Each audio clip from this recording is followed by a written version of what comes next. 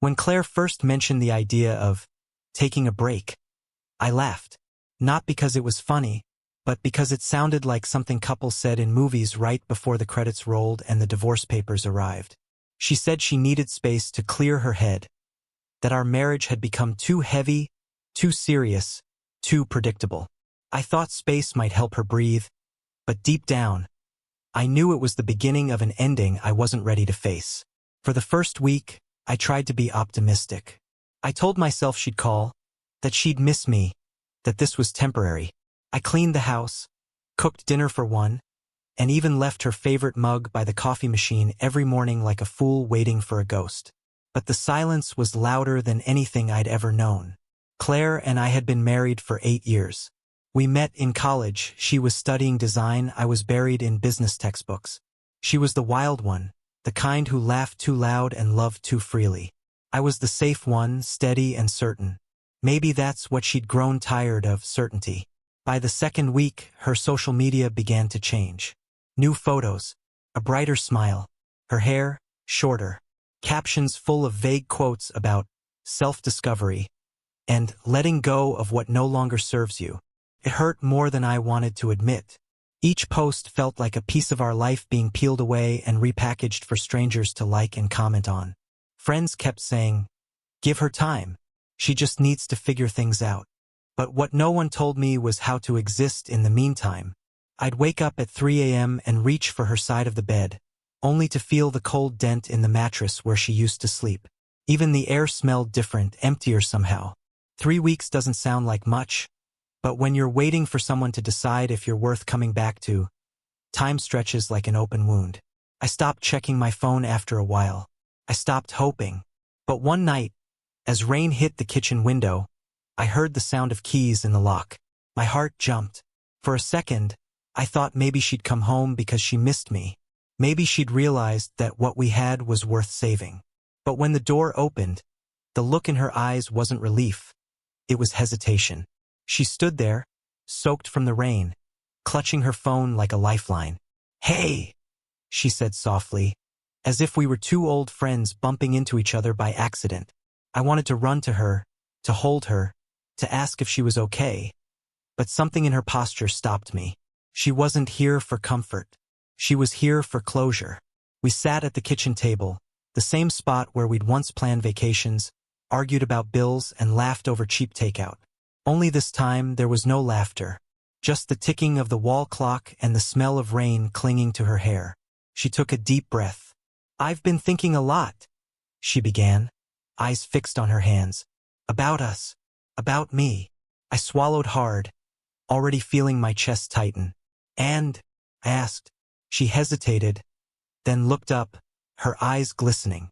"I realized I'm happier when I'm not here." It was the one thing I'd feared most. Not betrayal, not another man, but the quiet truth that love sometimes just dies without reason, without blame. I stared at her, unable to speak. My mind raced through every memory, every argument, every small moment where maybe I could have done more. But she didn't stop there. She leaned forward slightly, as if trying to soften the blow. "It's not you, Adam. It's me. I can't keep pretending I'm in love when I'm not." The words hit harder than any scream or accusation could have. For a long moment, I couldn't move. The words echoed in my mind like a slow, steady drumbeat. I can't keep pretending I'm in love when I'm not. It was strange how calm she sounded. How rehearsed, like she'd practiced this conversation in her head 100 times before walking through that door. I wanted to argue, to ask her why, to demand some reason that made sense. But all that came out was a whisper. Was there someone else? Her lips parted, then pressed together again. The silence that followed told me everything I needed to know. She didn't nod, she didn't confess, but her eyes, those eyes I once trusted more than anything, looked away just long enough to answer the question. I felt my chest tighten, a dull ache radiating outward. I'd imagined this moment 100 different ways, but the reality was quieter, emptier. I thought I'd rage, maybe throw something, maybe beg. But instead, I just sat there and stared at the woman who used to be my home. She finally spoke again. "I didn't plan for this to happen. I met someone during the break. It made me realize I wasn't missing you. I was missing the version of myself I used to be before us. It was like hearing my marriage declared dead by someone who'd already moved on to another life. I stood up slowly because sitting any longer felt impossible. My hands were trembling, but my voice, somehow, stayed steady. So that's it, then. 8 years reduced to a self-discovery retreat.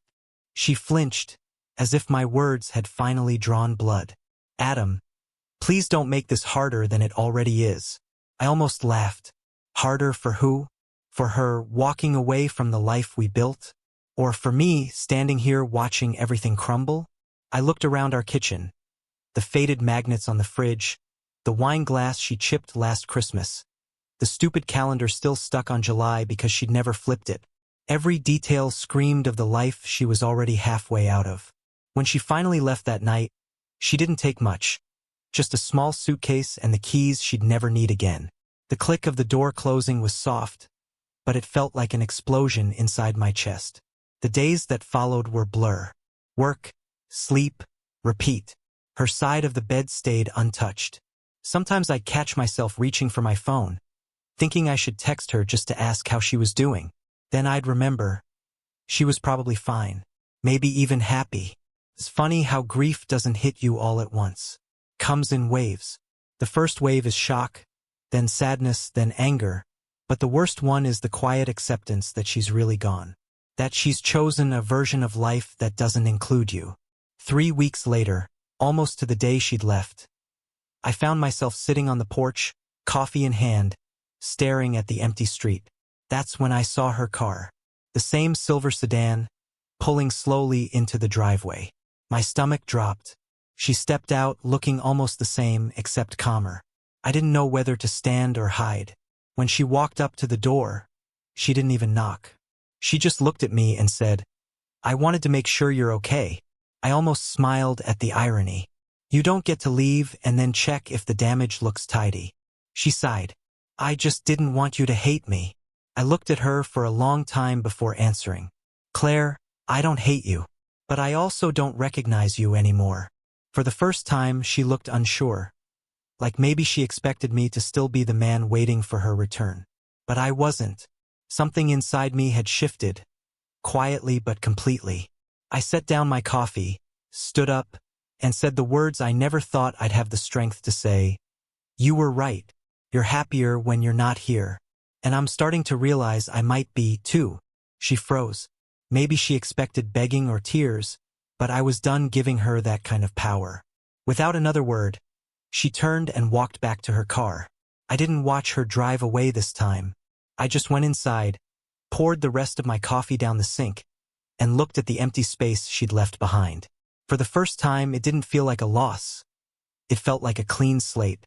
That night, I slept on her side of the bed. Not because I missed her, but because I finally didn't have to avoid it anymore.